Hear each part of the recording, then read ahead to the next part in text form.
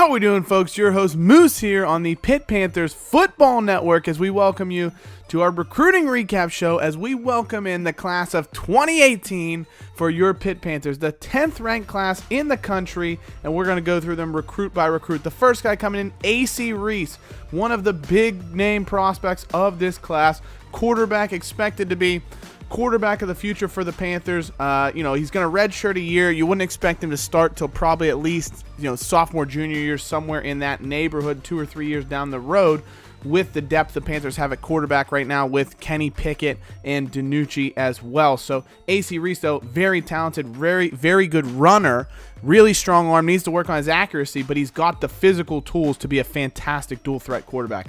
Noah Brooks, kind of the opposite. He's a little bit of a statue back there, doesn't have a great arm, not that accurate, was solid in high school, led Baldwin High School to a really, decent record as far as they went, but not anything out of the ordinary, just a good pickup for depth in the Panthers lineup. CJ London, 5-star recruit. He was actually the Panthers' first 5-star recruit they've pulled in.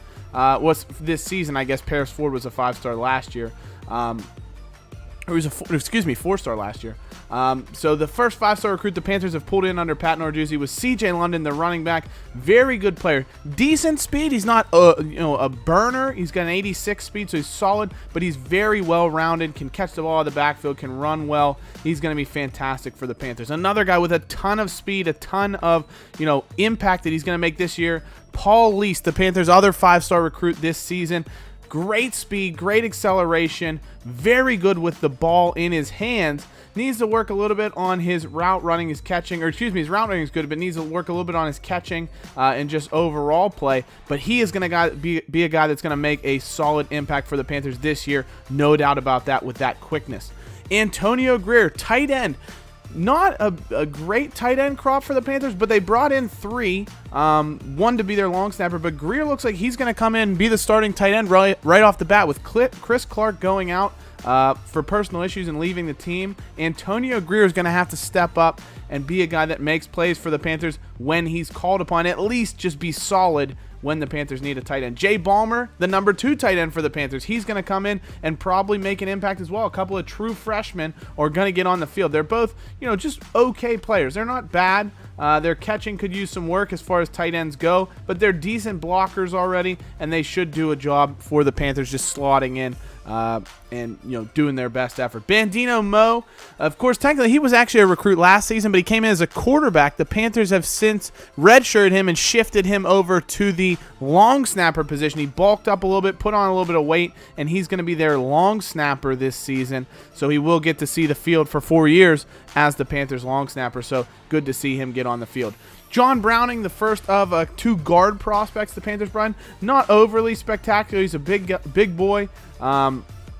Decent blocker at this point in time. He's okay. He's a guy that definitely is going to need some work. He should redshirt this year, but could see the field later on in his career. Same thing for Daniel Jenkins, who's coming up, but John Cooper is a huge recruit. 4-star center.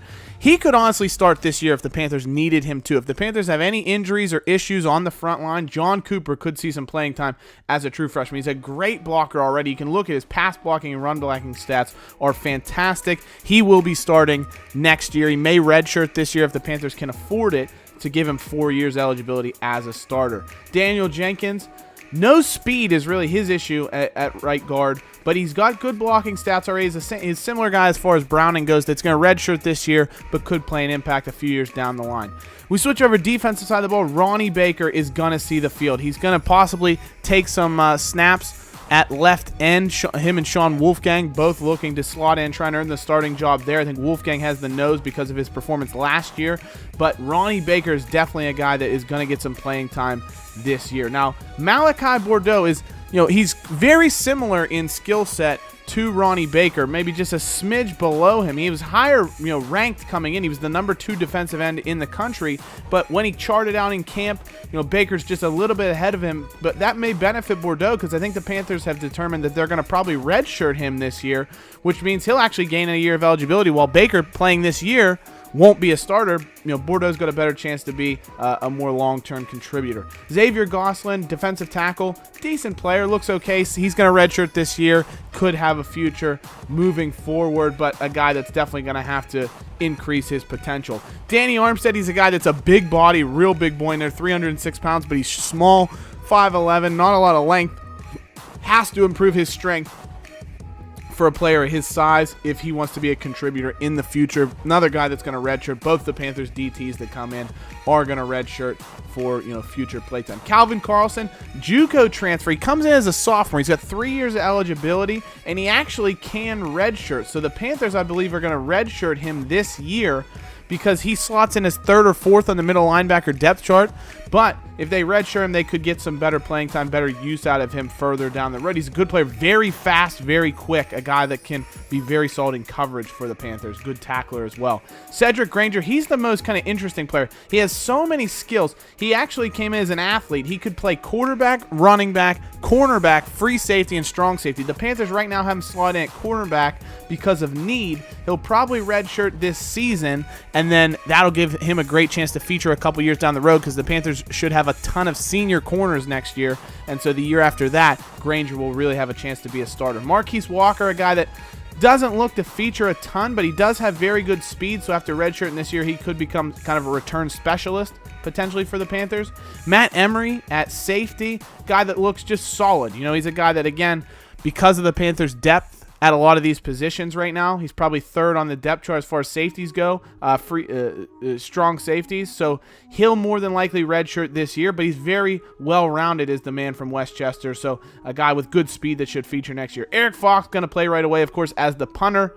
Nobody's really too fussed about his statistics, but he's got okay leg strength, okay accuracy.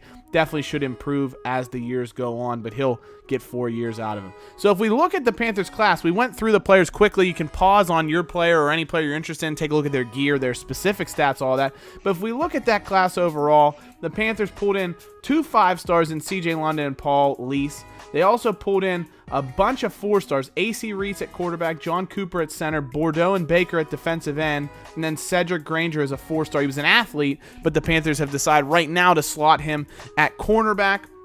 With the depth at quarterback, even though he's a better quarterback than Noah Brooks, he doesn't line up with the capability of an A.C. Reese or a Kenny Pickett or anything like that, so you don't expect to see him at quarterback, but maybe in a trick play or something like that. But he could come in at halfback. The Panthers only have 4 halfbacks on the roster, so Granger could be a guy that gets some play there.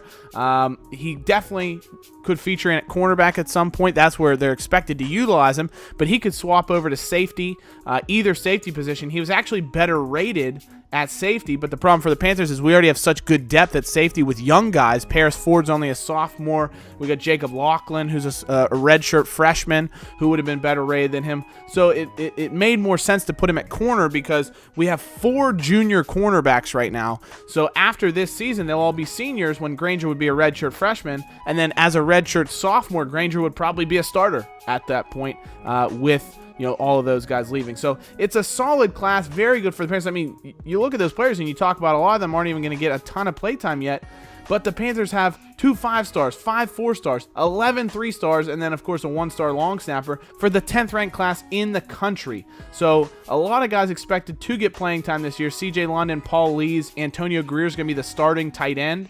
So you expect to see all of those guys hit the field at different points this year. Baker, definitely going to get a bunch of play time on the defensive side of the ball, on the defensive line. You could see Bordeaux potentially if the Panthers have any injuries or anything like that. And Granger, same thing. He's a guy that has the talent to play, but you expect him to redshirt this year. So let us know what you think of the recruiting class, and we'll see you very soon for a Panthers season preview episode. We'll take a look at the Panthers schedule. We'll look at the depth chart and how the Panthers shape out position by position this year and kind of give you an outlook for what we expect to see from the Panthers this year. So as always, guys, thank you so much for tuning in. Hail to Pitt. We'll see you soon. Take care. Bye-bye.